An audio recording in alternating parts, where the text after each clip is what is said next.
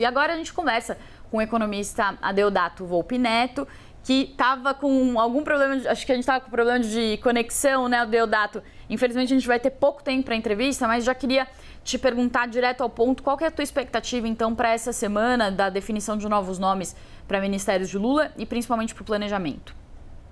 Oi, Priscila, bom dia. Tempos de conectividade, é isso aí.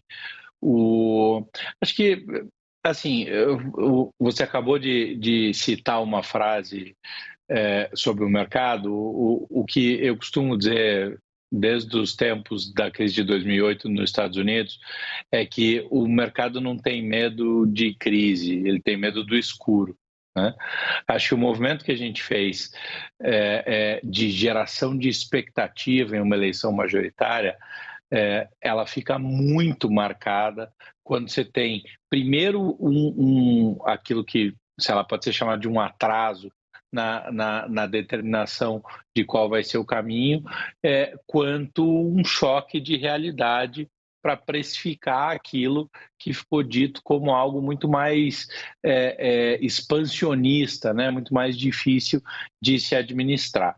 Então, o que houve nas últimas 2 semanas foi a dissipação dessa nuvem, independente de se para um lado ou outro, mas a consolidação de qual é o caminho, qual é a visão do presidente eleito aí para frente. Os dias vêm sendo de muita batalha de bastidores, aí, tanto nessa negociação da PEC, quanto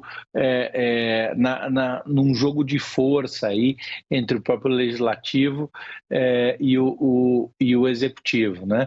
Então, cada movimento que vem sendo feito muda um pouco as peças nesse tabuleiro. Acho que a gente tem jogadores aí, sem nenhuma conotação pejorativa, muito hábeis politicamente à mesa, e o que a gente espera é que o começo, nessa última semana do ano e a primeira semana do ano, possam ajudar muito exatamente num equilíbrio aí, para que a gente não veja, tomara nenhum desenho de ruptura aí, ou de um caminho que possa custar muito caro para a gente como sociedade, né? Queria te perguntar também sobre como ficou a configuração até o momento, né? Porque uma avaliação que eu escutei muito é que o governo já está com uma cara muito mais petista do que uma cara de frente ampla, né? E que, de qualquer forma, mesmo com essa cara mais petista do que de frente ampla, quem vai dar as cartas na economia é Lula, que é ele que vai ser o posto Ipiranga desse novo governo, né? Não vai ter um posto Ipiranga ali que é o ministro da Economia, como foi com Bolsonaro. Você acha que é por aí ou tem alguma avaliação diferente sobre isso? Priscila, eu acho que a tua leitura é perfeita, não nos surpreende. A gente tinha um cenário muito claro de que seria um governo petista, seria um governo marcado pelo retorno, né, desse entourage que foi literalmente removido do poder ainda em 2016, acima de tudo, o que se aposta é na capacidade deste grupo articular politicamente, mas não é uma discussão.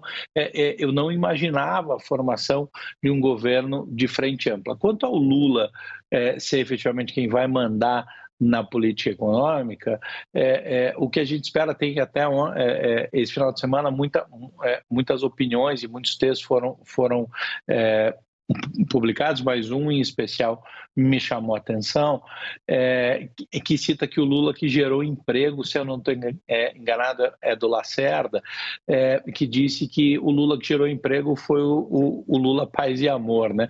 Foi aquele capaz de convergir os interesses e não com uma agenda radical, que é o que eu espero efetivamente, que ele, com a habilidade política que tem, o histórico de construção que tem, não caminhe para um lado de uma imposição de uma agenda radical, de uma agenda excessivamente expansionista, porque essa agenda, muito mais com cara de nova matriz econômica, nos pôs na maior recessão, fora a catástrofe pandêmica, né, exógena, mas na maior recessão em décadas.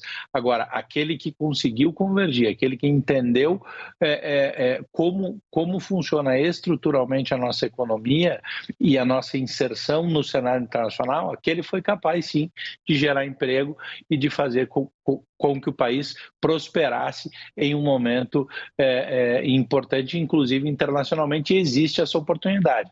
Mas, assim, que ele seja muito mais hábil politicamente no sentido de convergência do que queira assumir exatamente com essa conotação de posto Ipiranga, porque o combustível escolhido historicamente para manter esse trocadilho com o perdão de qualquer anedota aqui, que não é o meu forte, mas que ele não tem de ser o posto Ipiranga, porque o combustível que essa agenda econômica escolheu nos últimos tempos foi muito mais explosivo do que um acelerador efetivo da economia.